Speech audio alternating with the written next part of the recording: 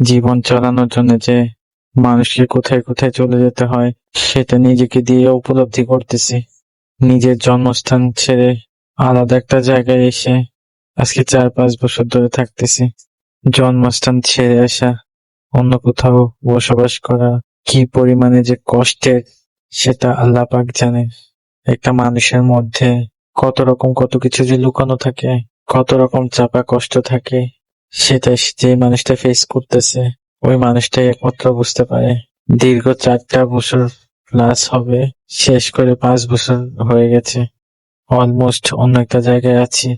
কি পরিমাণে যে কষ্ট হয়, মাঝে মাঝে মনে হয় জেল খাটতেছি। ইচ্ছে থাকলেও নিজের দেশের বাড়িতে একেবারে চলে যাইতে পারছি না। একেবারে চলে যেতে হলে অনেক সময় লাগবে, আরো অনেক কিছু করার বাকি আছে।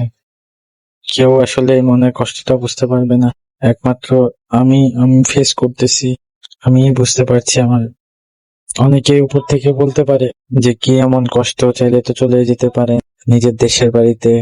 আসলে এটা বলা সহজ, আমার পরিস্থিতিটা এখন ওইরকম নেই। যাই হোক, আমার ছোটখাটো এই কষ্টগুলো আপনাদের সাথে শেয়ার করি। আমার তো আর শেয়ার করার মতো কোনো স্পেস নাই, সেই জন্যই আপনাদেরকে বন্ধু মনে করি, কাছের মানুষ মনে করে কথাগুলো শেয়ার করি। ভালো থাকবেন, আল্লাহ হাফেজ।